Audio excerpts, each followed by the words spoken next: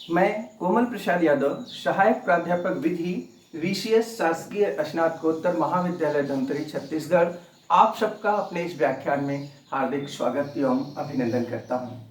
आज मैं आप सबको अपने इस व्याख्यान के अंतर्गत डाउरी डेथ मतलब दहेज मृत्यु के बारे में प्रकाश डालूंगा और इसको समझाने का प्रयास करूंगा। दहेज मृत्यु एक गंभीर अपराध है। इस अपराध को भारतीय दंड संहिता के अंतर्गत मौलिकतः शामिल नहीं किया गया था। इसे 1986 में संशोधन द्वारा इस धारा को भारतीय दंड संहिता 1860 के अंतर्गत अंतःस्थापित किया गया था। दहेज जैसा कि हम सभी जानते हैं एक सामाजिक बुराई है। इसके अंतर्गत क्या होता है कि आजकल हमारे समाज में हम ये देखते हैं कि आए दिन हमको ये सुनाई पड़ता है कि नवविवाहित स्त्रियों को तंग किया जा रहा है, प्रताड़ित किया जा रहा है, यहाँ तक कि उनकी हत्या के मामले रोज प्रकाश में आते हैं। इस सामाजिक बुराई को रोकने के लिए ही इस धारा को या इस प्रकार के विधायन की जरूरत हमको पड़ी। अब मैं आप सबको बताऊंगा कि धारा 304 खा के अंतर्गत दहेज मृत्यु की परिभाषा दी गई है। धारा 304 खा के उपधारा 1 में दहेज मृत्यु को परिभाषित किया गया है और उपधारा 2 में इसके लिए दंड की व्यवस्था की गई है। मतलब इसकी जो परिभाषा है अब मैं आप सबको बताऊंगा।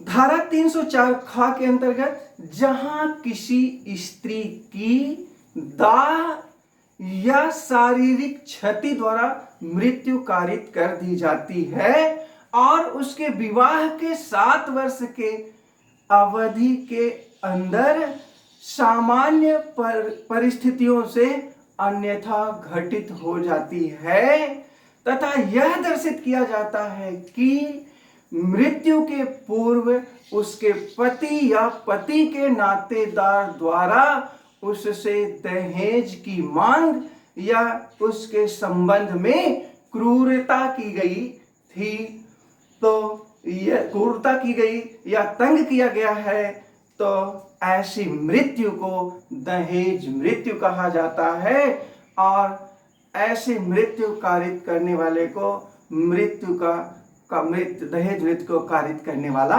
कहा जाता है। यहाँ एक स्पष्टीकरण दिया गया है कि दहेज का अर्थ क्या है।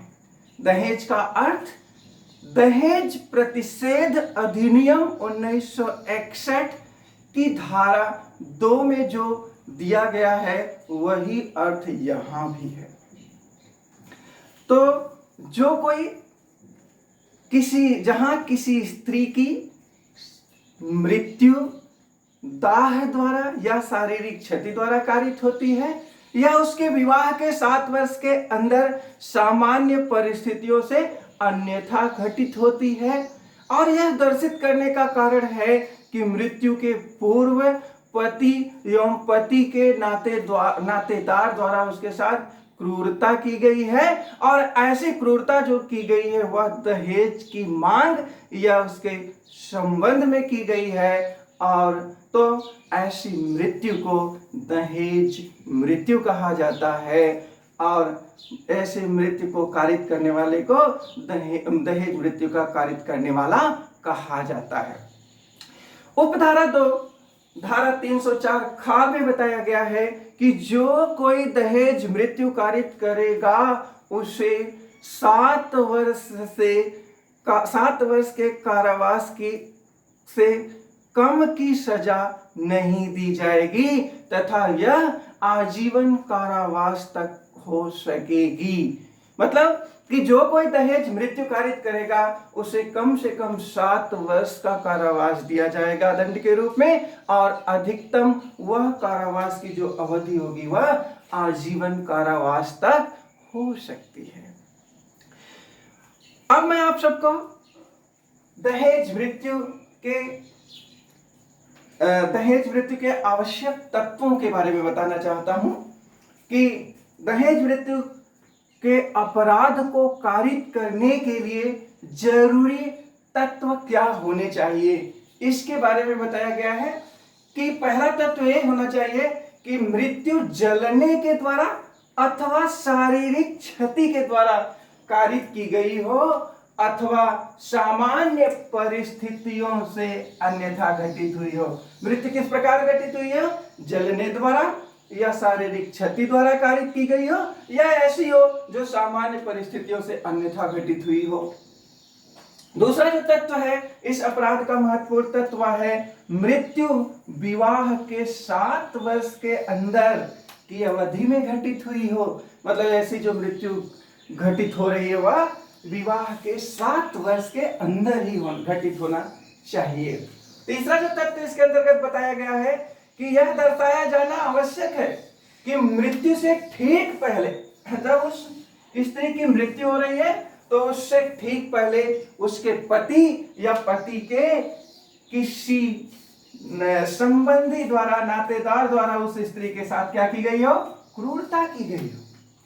मतलब कि यह भी दर्शाना जरूरी है दहेज मृत्यु के अपराध के लिए कि मृत्यु से ठीक पहले उसके पति या पति के संबंधी द्वारा क्या किया गया हो? उस स्त्री के साथ क्रूरता की गई हो, क्रूरता की गई हो।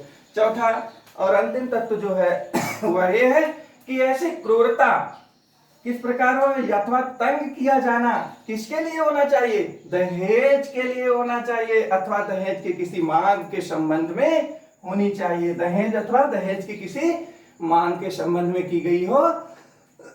और यदि ये चारों तत्व किसी अपराध में पाए जाते हैं तो माना जाएगा कि वह जो अपराध कारित हुआ है वह दहेज मृत्यु का अपराध कारित हुआ है। तो ये चारों तत्व दहेज मृत्यु के अपराध के लिए आवश्यक एवं अपरिहार्य हैं। इन्हीं तत्वों की उपस्थिति में कहा जाता है कि वह जो अपराध कारित किया गया है वह दहेज मृत्यु का अपराध है। अब मैं आप सबको कुछ महत्वपूर्ण मामलों के द्वारा, कुछ महत्वपूर्ण केसों के माध्यम से दहेज मृत्यु के अपराध को समझाने का प्रयास करूंगा। इस पर एक बहुत ही महत्वपूर्ण केस है 2005 का, कामेश पंजियार बनाम बिहार राज्य। इस केस में उच्चतम न्यायालय ने यह निष्कर्ष निकाला था कि विवाह जो है वह स्वर्ग में ही तय हो जाता है। मतलब विवाह जो है वह स्वर्ग में ही तय हो जाता है। यह एक कहावत है। जब कोई दुल्हन अपने मायके से ससुराल जाती है तो वह अपने पीछे मधुर संबंधों की यादें छोड़ जाती है। वह अपना उपनाम, नाम, उपनाम और गोत्र भी छोड़ जाती है और वे ऐसे सपने सजा के अपने ससुराल जाती है कि वह अपने पति के साथ खुशहाल जिंदगी जिएगी। लेकिन आज का ये निष्ठुर जो समाज है वह उनके साथ क्या कर रहा है? प्रताड़ना कर रहा है, उनको तंग कर रहा है। ऐसे नवविवाहित स्त्रियों के सपनों को चकनाचूर कर रहा है। ये दहेज जैसे जो सामाजिक अभिशाप है, जो सामाजिक बुराई है, इसकी मां के तले ससुराल पक्ष के लोग ऐसे नवविवाहित स्त्रियों के साथ क्या कर रहे हैं? उनको प्रताड़ित कर रहे हैं, तंग कर रहे हैं, परेशान कर रहे हैं। वही घर जहां महिला न सिर्फ बहू के रूप में बल्कि बेटी के रूप में जाने की कल्पना करती है कि वह वहां एक बेटी के रूप में रहेगी, लेकिन उसके साथ होता यह है कि दहेज के लिए उसे परेशान किया जाता है। वह सास ससुर उसके साथ आतंक जैसा व्यवहार करते हैं। इन्हीं आतंक जैसा व्यवहार करते हैं। इस प्रकार के व्यवहार को रोकने के लिए ही यह अपराध बनाया गया है या इस विधान को लाया गया है। इसको कैसे रोका जाए? इस केस के तथ्य थे कामेश पंजियार बनाम बिहार राज्य के केस में वो ये था कि इसमें जयकली देवी की जिसका पिता बच्चू महतो था, उसका भाई सूचनादाता सुधीर कुमार था। उसकी शादी 1988 में हो जाती है पास के ही गांव के एक युवक के साथ। पास के ही गांव के एक दूसरे गांव के युवक के साथ उसकी शादी 1988 में होती है। जब शादी होती है तो उसको दहेज के रूप में 40,000 रुपए दिए जाते हैं, उस समय भुगतान किया जाता है। जब लड़की का गौना जाता है, द्विरागमन गौना जिसे बोलते हैं, दूसरी बार लड़की जब घर में जाती है, तो उस समय एक भैंस देने का वादा किया गया था, लेकिन किसी कारणवश भैंस को दिया नहीं जा सका, जिसके लिए लड़की के ससुराल पक्ष के लोग उसको तंग करने लगे, परेशान करने लगे। लड़की का भाई, मृतक लड़की का भाई कई बार विदाई के लिए अपनी बहन के ससुराल गया, लेकिन उन लोगों ने विदा करने से इनकार किया और भैंस की मांग किया तथा उसके साथ गाली गलौज भी किया, लेकिन लड़की को विदा करने से इनकार कर दिया। 28 नवंबर 1989 के दिन सुबह 7 बजे सूचनादाता सुधीर कुमार को यह सूचना मिली अफवाह के माध्यम से कि उसकी बहन को मार डाला गया है। जब उसको यह सूचना मिली तो वह अपने पिता बच्चू महतो, बड़े भाई अनूप महतो और चाचा भुवनेश्वर महतो के साथ बहन के ससुराल गए, उसके घर गया और देखा कि उसकी बहन की जो लाश है वह बरामदे में पड़ी हुई है। उसके मुंह से, नाक से कान निकल रहा है, गले में भी गंभीर चोट के निशान थे। पुलिस आ गई, उन्होंने अन्वेषण किया, इन्वेस्टिगेशन किया और चार्जशीट दाखिल किया। सत्र न्यायालय ने क्या किया, सत्र न्यायालय के समक्ष जब मामला आया, उन्होंने अभियुक्त को उन्होंने क्या किया, ससुराल पक्ष के लोगों को दहेज मृत्यु के लिए उत्तरदायी ठहराया। अपीलार्थी ने अपील किया, 10 वर्ष के कारावास की सजा दी गई सत्र न्यायालय के द्वारा। उसे इस धारा के अंतर्गत दहेज मृत्यु के लिए उत्तरदायी ठहराया गया 304 ख के अंतर्गत, तथा उसे 10 वर्ष का कारावास सेशन कोर्ट द्वारा दिया गया। अपीलार्थी ने उच्च न्यायालय में अपील की, उच्च न्यायालय ने भी इस दोष सिद्धि को कायम रखा, लेकिन 10 वर्ष के जो कारावास की अवधि थी उसको घटाकर 7 वर्ष कर दिया। अपीलार्थी ने फिर उच्चतम न्यायालय में अपील किया और उच्चतम न्यायालय ने कहा कि दहेज मृत्यु के अपराध के लिए निम्नलिखित तत्व किसी मामले में होने आवश्यक है। उन्होंने बताया था कि ऐसी मृत्यु जो की जाए, पहला तत्व उन्होंने जो बताया वो इस महिला की जलने द्वारा या शारीरिक क्षति द्वारा या सामान्य परिस्थितियों से अन्यथा की गई हो। ऐसी मृत्यु विवाह के 7 वर्ष के अंदर की गई हो। ऐसी मृत्यु के पूर्व पति या पति के नातेदार द्वारा उसके साथ क्या की गई हो, क्रूरता की गई हो, और उसके लिए क्या किया गया हो, क्रूरता के साथ साथ ऐसी क्रूरता क्यों की गई हो, दहेज की मांग के लिए या दहेज के संबंध में किया गया हो। और यदि ये तत्व किसी भी मामले में, किसी भी केस में पाए जाते हैं तो उसे दहेज मृत्यु के लिए उत्तरदायी ठहराया जाएगा। उच्चतम न्यायालय द्वारा भी कामेश पंजियार बनाम स्टेट ऑफ बिहार राज्य के मामले में अभियुक्त दहेज मृत्यु के लिए ही दोष सिद्ध किया गया।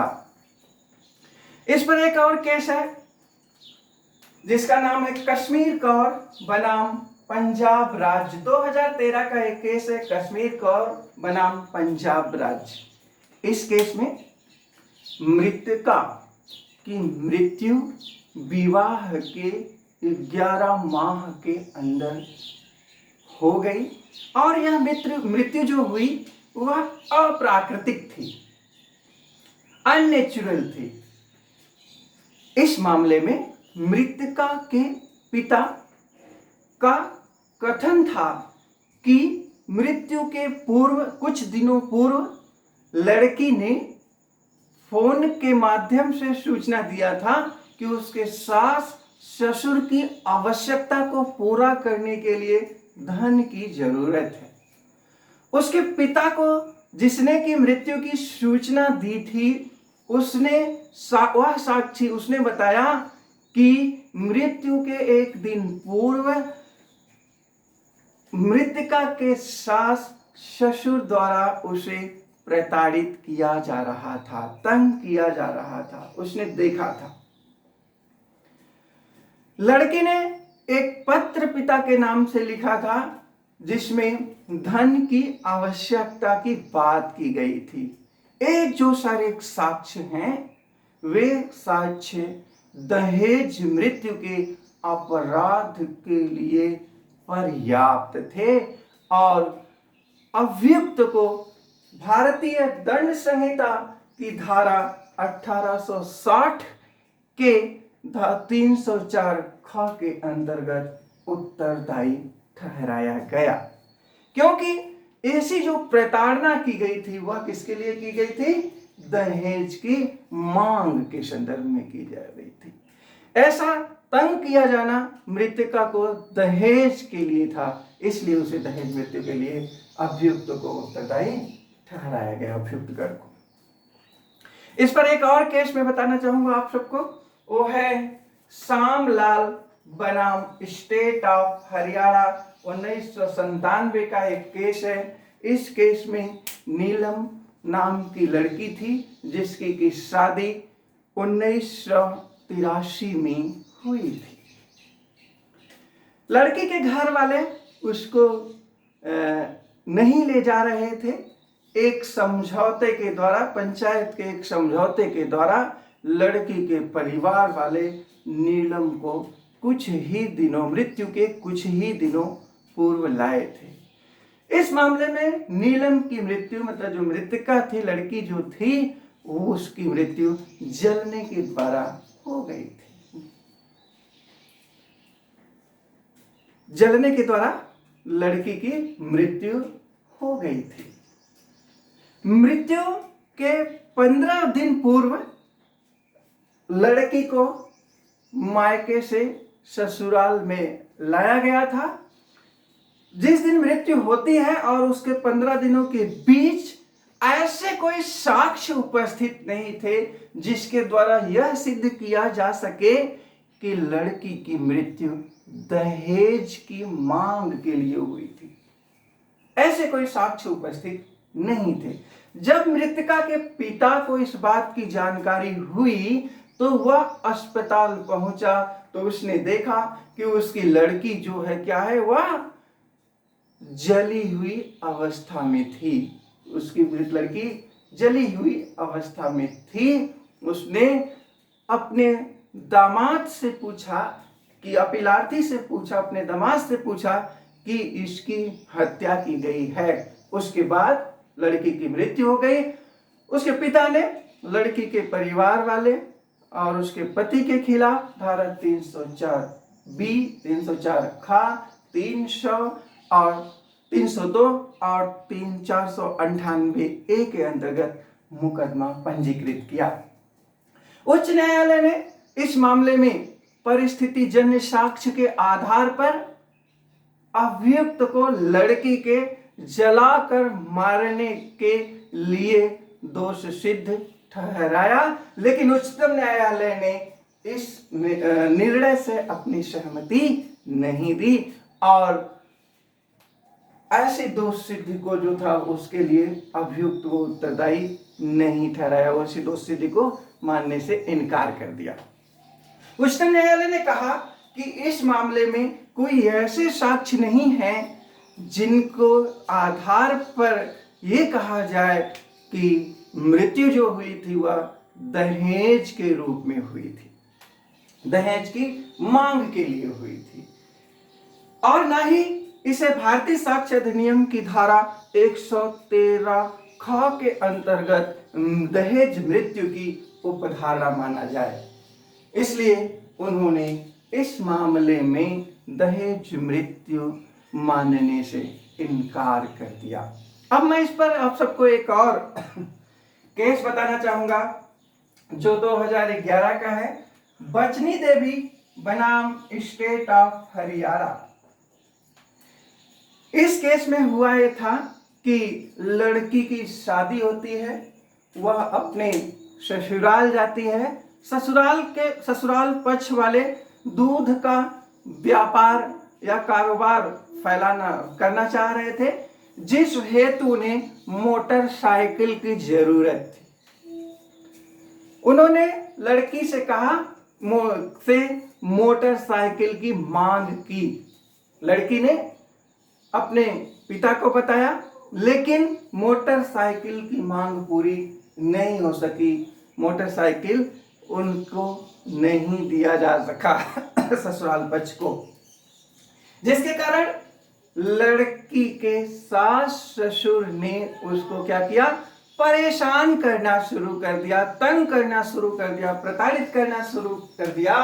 इस प्रताड़ना और परेशानी के परिणाम स्वरूप लड़की ने घर के सीलिंग फैन में लटक कर आत्महत्या कर ली। लड़की ने क्या किया, आत्महत्या कर लिया। यहां चूंकि न्यायालय ने अभिनिर्धारित किया कि यह जो मृत्यु कारित की गई है दहेज मृत्यु है, क्योंकि मृत्यु के पूर्व लड़की से कोई संपत्ति की मांग करना या कोई मूल्यवान प्रतिभूति की मांग करना क्या है, दहेज कहा जाएगा। इसलिए इसमें अभियुक्त गणों को दहेज मृत्यु के अपराध के लिए उत्तरदायी ठहराया गया। इस पर अब एक और केस मैं आप सबको बताऊंगा जिसका नाम है आनंद बापू पुंडे बनाम बाला साहब अन्ना कोली। आनंद बापू पुंडे बनाम बाला साहब अन्ना कोली AIR 2017 का ये लेटेस्ट केस है। इस केस में उच्चतम न्यायालय ने यह अभिनिर्धारित किया कि दहेज इस धारा के अंतर्गत अभियुक्त को उत्तरदायी ठहराए जाने के लिए मात्र 2 तत्वों का होना जरूर। अगर 2 निम्नलिखित तथ्य साबित कर दिए जाए तो उन्हें दहेज मृत्यु के लिए उत्तरदायी ठहराया जाएगा। मतलब इस मामले में उच्चतम न्यायालय ने कहा यदि निम्नलिखित तथ्य किसी भी मामले में उपस्थित हैं तो उन्हें दहेज मृत्यु के लिए उत्तरदायी ठहराया जाएगा। मतलब पहला ये कि ऐसे मामले में दहेज की मांग की गई हो और उस दहेज की मांग के लिए क्या किया गया हो, उसको लड़की को प्रताड़ित किया गया हो, उसको तंग किया गया हो, उसके साथ निर्दयतापूर्ण व्यवहार किया गया हो, तो इसे दहेज मृत्यु कहा जाएगा। इसमें अभियुक्त को दहेज मृत्यु के लिए उत्तरदायी ठहराया गया। आज मैंने आप सबको इस धारा के अंतर्गत इस धारा को समझाने का पूरा प्रयास किया है। धारा 304 ख में दहेज मृत्यु को परिभाषित किया गया है। 304 ख के उपधारा 1 में उसकी परिभाषा दी गई है। उपधारा 2 में उसके लिए दंड की व्यवस्था की गई है और इसके क्या तत्व है इस पर भी मैंने प्रकाश डाला और आप सबको कुछ महत्वपूर्ण मामलों के माध्यम से दहेज मृत्यु को समझाने का प्रयास किया है। मुझे पूरी उम्मीद है कि यह व्याख्यान आप सबके लिए उपयोगी सिद्ध होगा। आप सबको बहुत बहुत धन्यवाद।